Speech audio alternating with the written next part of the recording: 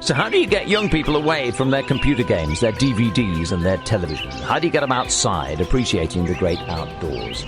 A special project is taking place in Shropshire at the moment, involving children from a number of different schools. And our reporter Kate Tebby caught up with pupils from the William Brooks School at the Ludlow Museum Resource Centre. Youthful Landscapes is an innovative 17-month project helping young people from Shropshire and Telford to explore and connect with the unique landscape of the Shropshire Hills over many historical time periods. The aim of Youthful Landscapes is to encourage young people to explore their local environment, learn about the heritage of Shropshire Hills and embrace the topics that inspire their passion and creativity. The project is funded by the Shropshire Hills Leader Programme and the Heritage Lottery Young Roots Programme. We would like to thank our project partners: Shropshire Hills Area of Outstanding Natural Beauty Partnership, the National Trust, Shropshire Wildlife Trust, Shropshire Museum Service, William Brooks School, Much Wenlock, Phoenix School, Dawley, Mary Webb School, Pondersbury, the Hive Music and Media Centre, and all of the artists and experts involved. And a special thank you to all of the young people and the school staff who took part in Youthful Landscapes.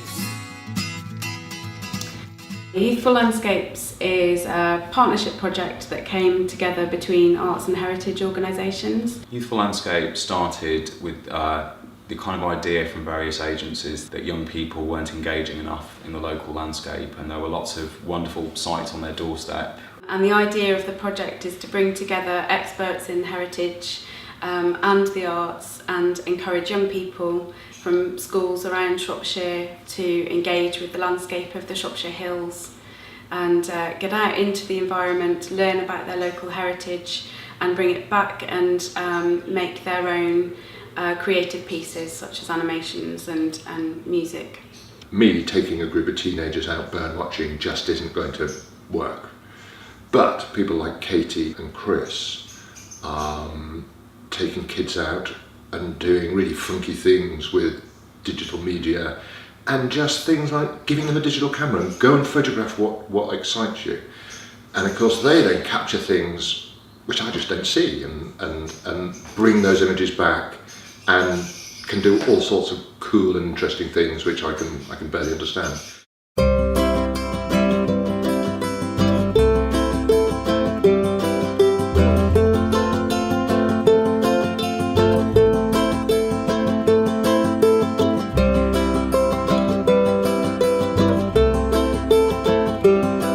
Youthful Landscapes to me is about giving young people, secondary school age children, the opportunity to explore the landscape of the Shropshire Hills AONB, and that's children from Shropshire and Telford. And it's about connecting them with the landscape, it's about increasing awareness of this special protected landscape, and it's doing that through creative activities.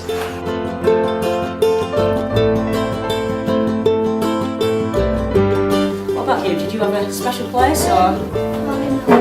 Yeah, so where's that near? What's the town that's? Church Stretton, yeah, which is the only town in the AONB. It's taken us about 600 million years to take this journey. When we were down near the equator, volcanoes were erupting across the face of what would become Shropshire. The sky would be dark with ash. Lava would be pouring across the land, thick and sticky. And you would be listening to the constant rumble of earthquakes and volcanic eruptions.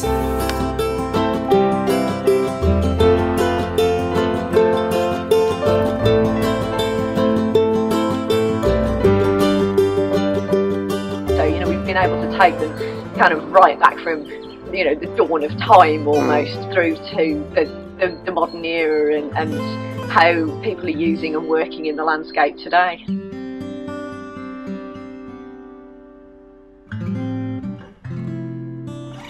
I think it's been a bit of an eye-opener for them to actually find out some of the kind of the geological story of it, and then to take that forward into how the landscape's kind of got the shape that it has, and how and how man's impact has kind of left it the way that they're looking around and seeing them now, and that's keeping going on.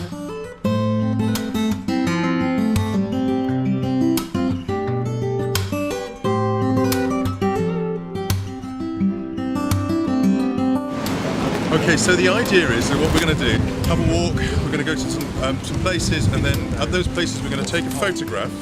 Yes. And it's very important, at the same time as you take the photograph, in the same location, you also record your location with the GPS. We're going to go and look at some geology, we're going to go and look at some wildlife, we'll see some trees.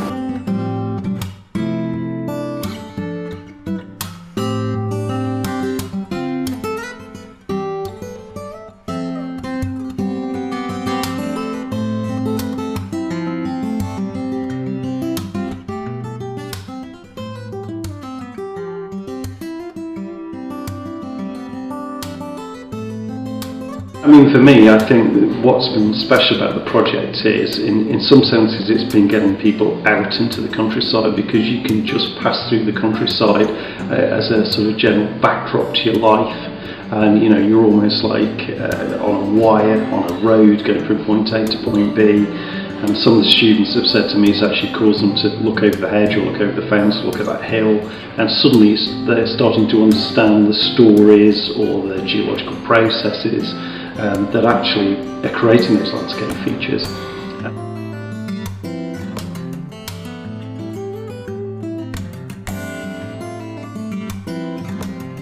Looking for fossils and looking at the landscapes that we're looking at. Let's rub some of the mud off of that, and you're quite right, it's got the little dimples in the top.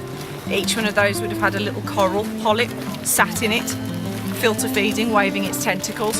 If you take that back to the classroom, wash that off, get that mud off, you'll be able to see it. And it looks like you've got little bits of shell and sea lily fragment in there as well.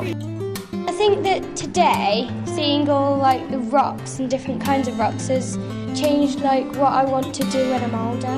Really? In what way? Because it's like I've realised that maybe I want to study a bit more about the rocks. Geology? Yes, yeah. It really has grasped your imagination, has it? Yeah.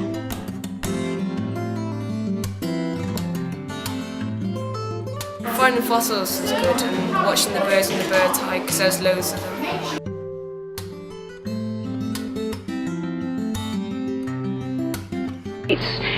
It's been quite challenging, and it's been a lot for the young people to take in, but some of them have really taken to it, and it's something that's appealed to quite a few of them, and the people have said, oh, this is quite interesting, I think I might come back here.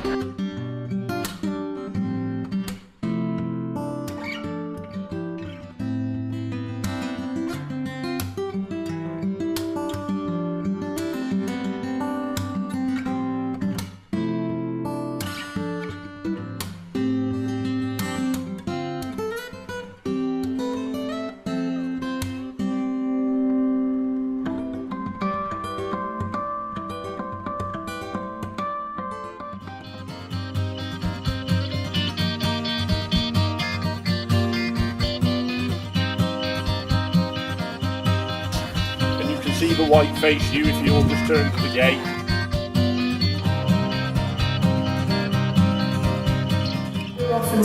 People often say to us, why aren't you taking urban children or urban schools out on farm? But my answer would be actually it's the rural children that need it just as much, and sometimes I think more, because we tend to assume that they will all understand and know about it. But you go back 100 years and the links that most rural children have with their local community, and especially their farming community, those links are almost completely gone.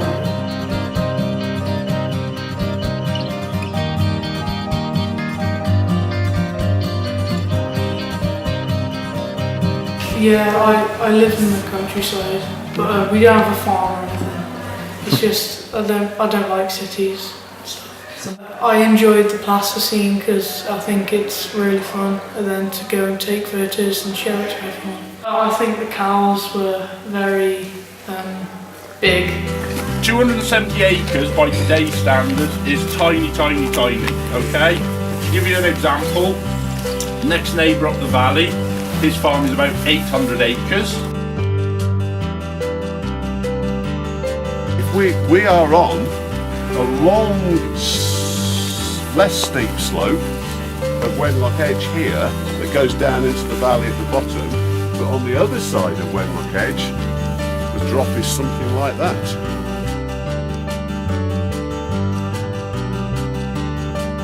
We've been pond dipping. And what have you found here? We found a view.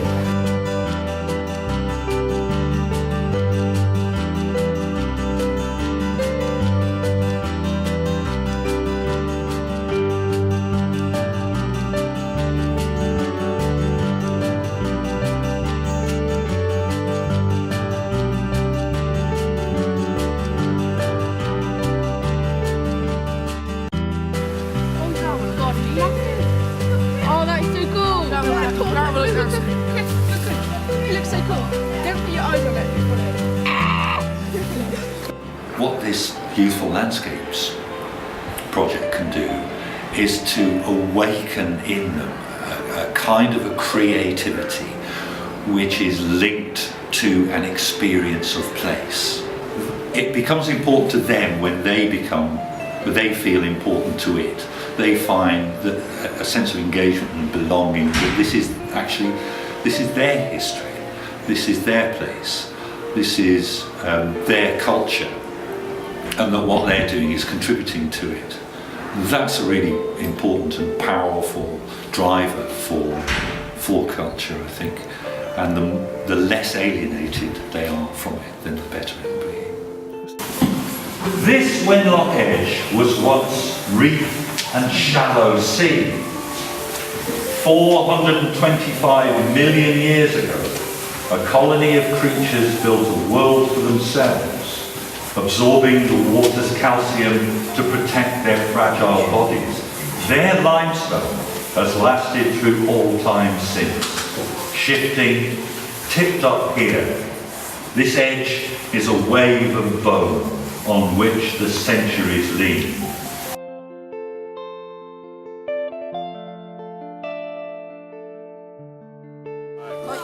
Got the forked tail, and it's beautiful at turning. I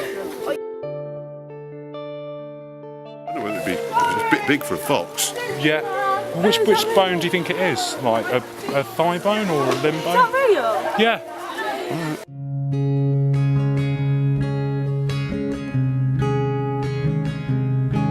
Could do a bad joke here. I never used to see these things in the landscape because I only had 2 eyes. Now I've got 3 eyes. Very so nice. It's nice to give the kids 3 eyes.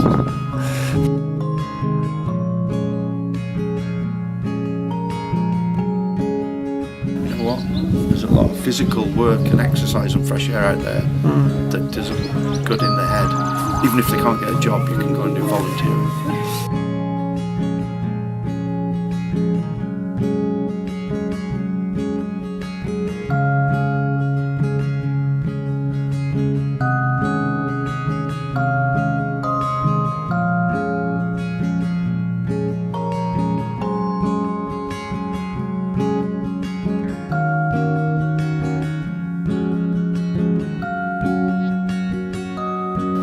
I reckon the best bit about today was probably pond dipping, try and find all the different creatures in the water, and I thought it was really good how we were in a big circle around the tree.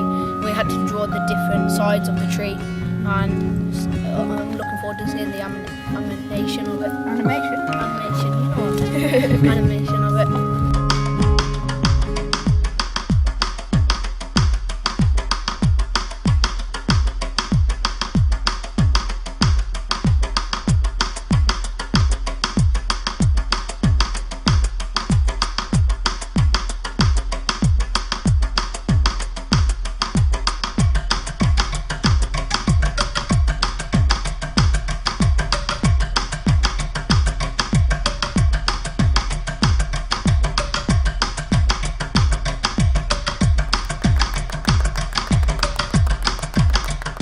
Fun, factual, Amazing. interesting, Exciting. Tremendous. Happy. cold, Fun. Active and adventurous. Educational.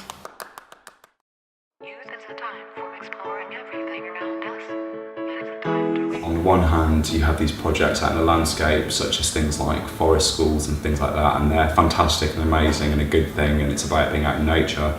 But on the other hand, you have all this digital media stuff where we'll work with young people in the video studio, and it's all very high tech. And what I really liked about this project, and it proved something important to me, is that these two things don't have to be separate. They can be completely intertwined, and both experiences can be made richer by the combination of the two.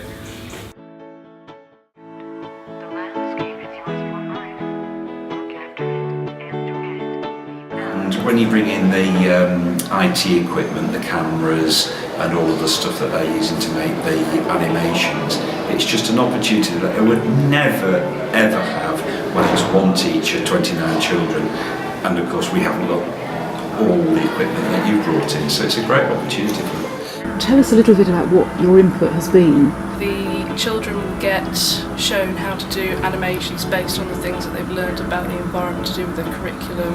I've helped them with ideas, I've helped them with skills on how to think about how they might model things, so like using the other materials that we've got, like moss and trees, and putting plasticine on them, or using even bits of bark to create a little creature that will actually be able to rotate its head. I mean, little things that perhaps they haven't quite clicked with, they haven't quite got those ideas yet.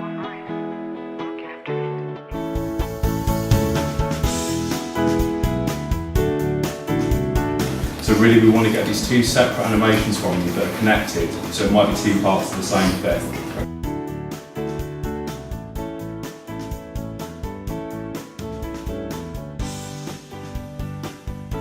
So I like your graph, but then go into Tesco's, turn into a burger. There's going to be some kind of horse joke in there, isn't there?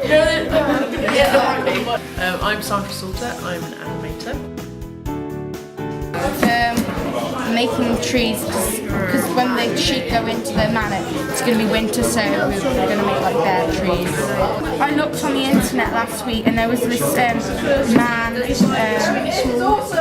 I forget his name now, but he died on his horse, and they've been seen in the manor, so we might do that.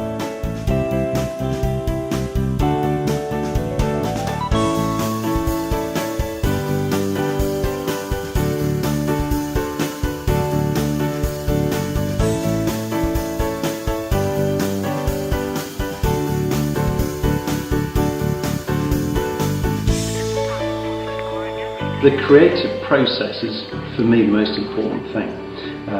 And you can see in the quality of the work that comes back, you can see the ideas underlying it.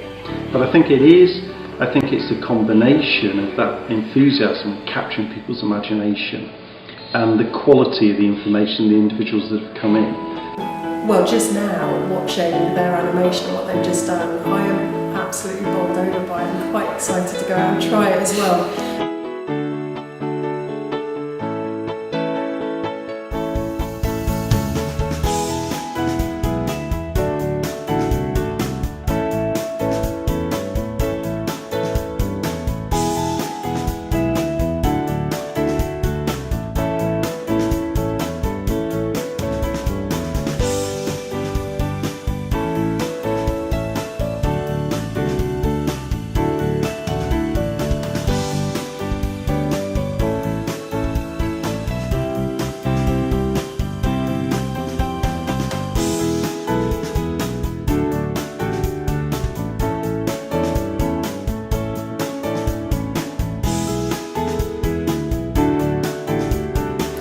What's been interesting and for me to see is how the students have interacted with the professionals, the experts, the naturalists, the artists, the poets, the animators. I think they're getting an awful lot from that one-to-one interactions that we couldn't possibly provide for them in school. I think they've really loved getting out there and running about, but with a purpose. My name's Chris Clark. I've been involved on the Youthful Landscapes project for a little while. I'm in charge of creating audio, recording it, manipulating it, and then syncing it to the animations that the young people have made. Here we have audio lanes, and that's where we'll record the sounds and you'll see them in the form of waveforms. Today we learned how to shoot sounds and how to record them to make them sound like something, like a cow. Like when we said it, it sounds like a human cow, but then we messed around with it and it sounded more realistic.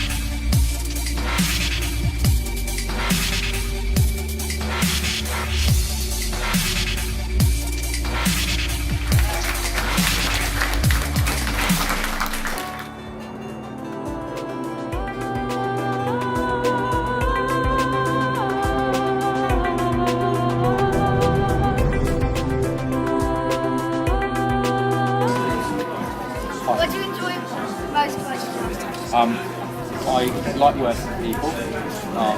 I've really enjoyed being creative.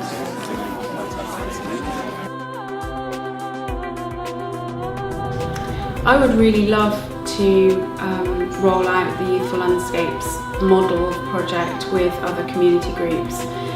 We've definitely, as time's gone on, we've found that there are youth groups and there's home educated young people and other community groups that would absolutely love and benefit from a project like Youthful Landscapes. And I'm really keen to get out into the Shropshire Hills but don't quite know what to do when they get there and how to access the different sites and an inspiration for creative activities that they can do alongside learning about their environment.